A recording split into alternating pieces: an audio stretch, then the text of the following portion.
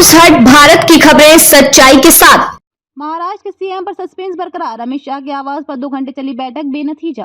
महाराष्ट्र में सीएम को लेकर कार्यवाहक मुख्यमंत्री एकनाथ शिंदे, उप मुख्यमंत्री देवेंद्र फडणवीस और अजित पवार ने गुरुवार रात यहां केंद्रीय गृह मंत्री अमित शाह से मुलाकात की। इनके अलावा मीटिंग में बीजेपी के राष्ट्रीय अध्यक्ष जेपी नड्डा भी मौजूद रहे। ये मीटिंग करीब 2 घंटे तक चली। एक दिन पहले बीजेपी राष्ट्रीय महासचिव विनोद तावड़े ने अमित शाह के घर पर उनसे मुलाकात की थी। वहीं मीटिंग के बाद महाराष्ट्र के कार्यवाहक सीएम एकनाथ शिंदे ने कहा कि बैठक अच्छी और सकारात्मक रही। ये पहली बैठक थी जब हमारी अमित शाह और जेपी नड्डा से चर्चा हुई।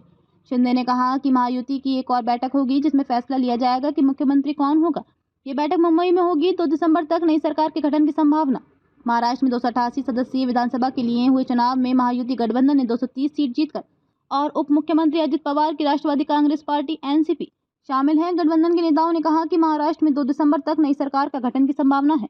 देसाई के साथ राष्ट्रीय राजधानी दिल्ली पहुंचे। इससे पहले देवेंद्र फडणवीस ने एनसीपी नेता सुनील तटकरे के आवास पर अजित पवार के साथ बैठक की। महाराष्ट्र के कार्यवाहक मुख्यमंत्री शिंदे ने महायुति गठबंधन की बैठक से पहले दिल्ली में अमित शाह से अलग से मुलाकात की। अमित शाह के आवास पर मीटिंग। मुंबई से आए एकनाथ शिंदे सीधे अमित शाह के कृष्ण मेनन गमार्ग स्थित आवास पर पहुंचे, जहां बीजेपी अध्यक्ष जेपी नड्डा पहले से मौजूद थे। शिंदे ने कहा कि वे राज्य में सरकार गठन में बाधा नहीं बनेंगे और प्रधानमंत्री नरेंद्र मोदी और अमित शाह के निर्णय का पालन करेंगे। इससे महाराष्ट्र में अगले मुख्यमंत्री के रूप में बीजेपी के लिए अपने उम्मीदवार को चुनने का रास्ता साफ हो गया। महाराष्ट्र के सामाजिक समीकरणों पर विचार। एकनाथ शिंदे ने कहा, ये लाट का भाऊ प्यारा भाई दिल्ली आ गया है और लाट का भाऊ पद मेरे लिए किसी भी अन्य चीज से अधिक है। राजनीतिक हलकों में इस बात की चर्चा थी कि बीजेपी का केंद्रीय नेतृत्व मुख्यमंत्री पद पर फैसला लेने से पहले महाराष्ट्र में सामाजिक समीकरणों पर विचार करेगा। इससे बीजेपी के भीतर अन्य पिछड़ा वर्ग, ओबीसी और मराठा समुदायों के नेताओं के लिए मुख्यमंत्री पद की दौड़ खुल गई है। मुख्यमंत्री के रूप में बरकरार रखने की वकालत शिवसेना के नेताओं ने लाट की बहन योजना की सफलताओं और नागरिकों के दरवाजे तक सरकार की कल्याणकारी सुविधाएं ले जाने की शिंदे के दृष्टिकोण का हवाला देते हुए उन्हें मुख्यमंत्री के रूप में बरकरार रखने की वकालत की है। मुख्यमंत्री के चयन में जातिगत समीकरण की बड़ी भूमिका होने वाली है, क्योंकि सभी दलों के 288 विधायकों में से अधिकतर मराठा समुदाय से हैं। देवेंद्र फडणवीस का नाम सबसे आगे।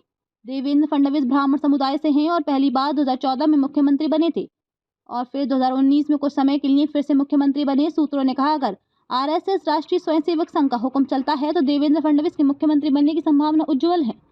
शिंदे के एक करीबी सहयोगी ने गुरुवार को कहा कि कार्यवाहक मुख्यमंत्री द्वारा नई सरकार में उप मुख्यमंत्री का पद स्वीकार करने की संभावना नहीं है।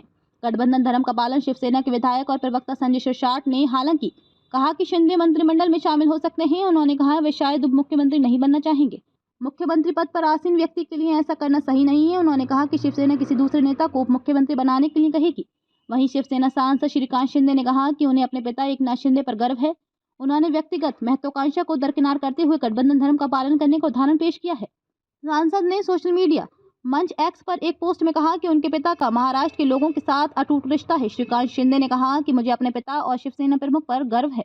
उन्होंने प्रधानमंत्री नरेंद्र मोदी और गृह मंत्री अमित शाह पर भरोसा बनाए रखा और अपनी व्यक्तिगत महत्वाकांक्षा को अलग रखते हुए गठबंधन धर्म का बेहतरीन उदाहरण पेश किया है। एमवीए में शामिल शिवसेना यूबीटी ने 20 सीट, कांग्रेस ने 16 और शरद पवार की एनसीपी एसपी ने 10 सीट पर जीत दर्ज की।